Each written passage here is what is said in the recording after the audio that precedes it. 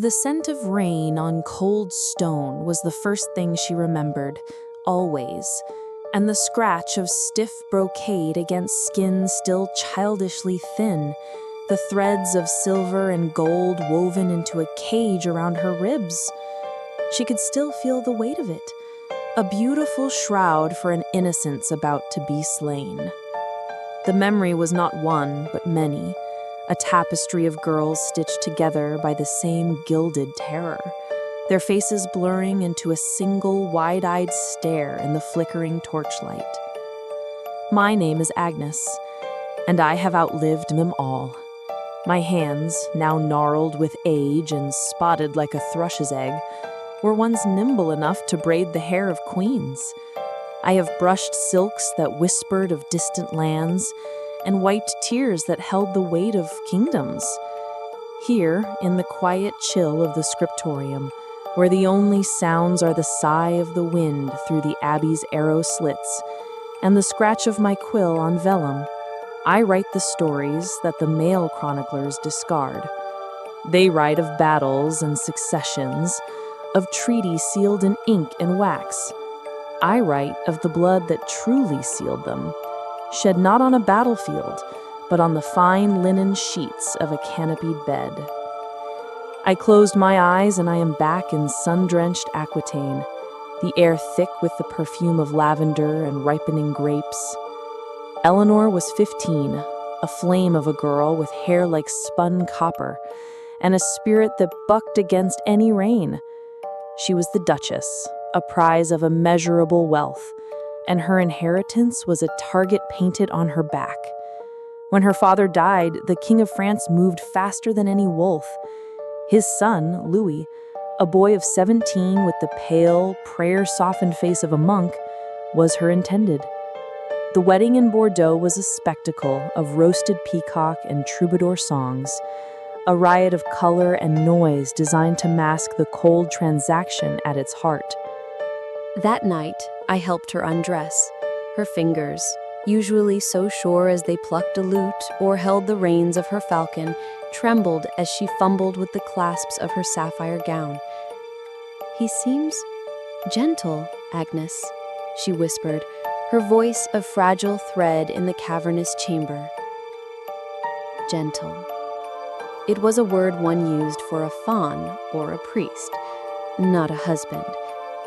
King. When Louis entered, he looked like a lamb being led to a different kind of slaughter, his eyes darting from the ornate bed to the crucifix on the wall, his piety at war with his duty. The bedding ceremony had been a blur of drunken courtiers and priestly blessings, their toasts to fertility echoing with the unspoken demand for a son. Without an heir, Aquitaine could be torn from her. Her very worth was tied to a womb that had not yet quickened. I saw the fear in her eyes, not of violence, but of failure. It was a fear mixed with a flicker of rebellious curiosity, a combination that would come to define her. For years, that bed remained fruitless, yielding only daughters in frustration, until the marriage itself fractured, and Eleanor, forged harder by the ordeal, rose from its ashes to become Queen of England.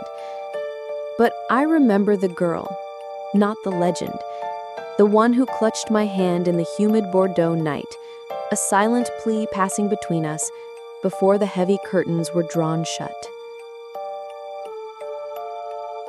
The scent of the scriptorium's ink brings another ghost, Isabella.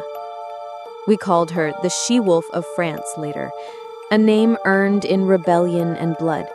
But when I first knew her, she was just a child of 12, crossing the channel in the teeth of a winter gale. She was a daughter of the formidable Philip IV, a bargaining chip to smooth over disputes in Gascony, married to an English king, Edward II, whose heart was already given to another. Her wedding gown was a shimmering cascade of silver tissue, but it could not warm her. At the feast, the humiliation was a public spectacle. Edward, handsome and utterly indifferent, showered his favorite, Piers Gaveston, with gifts and affection, seating him in the place of honor while his new child bride sat sidelined, a forgotten political necessity. Her uncles, princes of France, seethed with insulted pride, but Isabella's face was a pale, frozen mask. The fear in her was different from Eleanor's. It was the sharp, metallic tang of shame. Later, in their chamber, the air was thick with tension. The bedding rituals were performed, the priests murmured their blessings, but Edward's touch, when it came, was a cold formality. His eyes were distant, his mind clearly elsewhere, leaving her in a silence more profound than any cruelty. I watched from the shadows as her ladies-in-waiting pretended not to notice, their averted gazes a testament to the king's insult. That night planted a seed of iron in the girl's heart. She would bear him children, including a future king, but the memory of that dismissal never faded. It festered, twisting her fear into a cold resolve that would one day see her return to England not as a meek wife, but as an invader at the head of an army, deposing the king who had so carelessly broken her. My quill pauses. Some memories are harder to commit to the page. They are not grand tales of defiance, but raw, brutal truths that ache in the bones. I think of the other Matilda, the empress, a girl of 12 sent across a continent to marry an emperor twice her age, a battle-hardened man who saw in her not a child, but the seal on an alliance. She learned a new language, new customs, the crushing weight of an imperial crown, all before her body had even finished growing. There were no chroniclers to record her tears in the grand bedchamber in mines, only witnesses behind the curtain to validate the consummation. The silence of the historical record on her feelings is the most damning scream of all. Her marriage was childless, and when she returned to England a widow at 23, the whispers of her barrenness followed her like a curse, a failure that would fuel her relentless, lifelong fight for her own throne. And then there was Margaret of Anjou, married at 15 to the gentle, pious, and tragically fragile Henry VI of England. She arrived as a symbol of peace, a dove in a court of circling hawks. Her wedding night was not one of overt cruelty, but of a creeping dread. Her husband was a saintly enigma, his mind a kingdom of its own, prone to vacating its throne for months on end. The pressure on her to produce an heir in this fractured court was immense. The whispers grew louder, the stares of rival lords more pointed. When their son was finally born, it was 8 years into the marriage, during one of the king's catatonic spells, a circumstance that allowed her enemies to gleefully question the boy's legitimacy. Her fear on her wedding night was not of her husband, but of the political abyss that yawned before her. That fear transformed her, turning a young girl who dreamed of peace into the ferocious Lancastrian queen who would lead armies in the blood-soaked Wars of the Roses, losing everything in the process. There is one story that makes my heart beat fast as I write. It is the darkest story of all. Margaret Beaufort was a child of royal blood, a pawn of great value. She was married at the age of 12. I remember seeing her at court, a thin girl with a serious face and eyes that seemed older than her years. She was given to Edmund Tudor, a man much older than her. He was driven by the urgent need to secure the Lancastrian line as civil war approached. The consummation was not a ceremony. It was an act of dynastic desperation. There was no time for courtship or kindness. There was only the cold, swift reality. She was pregnant, almost immediately.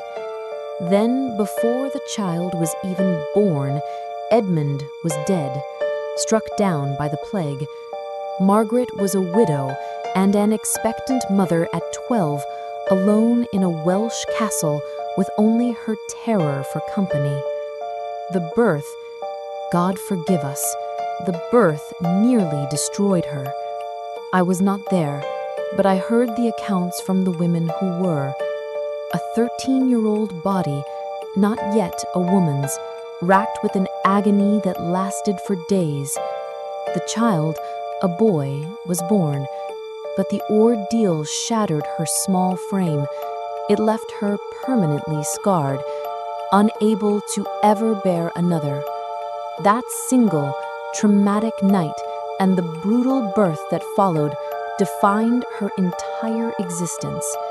She was a mother at 13 to the boy who would one day become King Henry VII, the founder of the Tudor dynasty.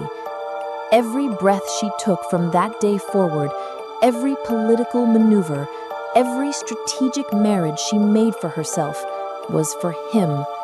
Her body, broken in the service of the dynasty, was sublimated into a will of pure, unyielding steel. She poured all the life she could no longer create into the one son she had nearly died to produce.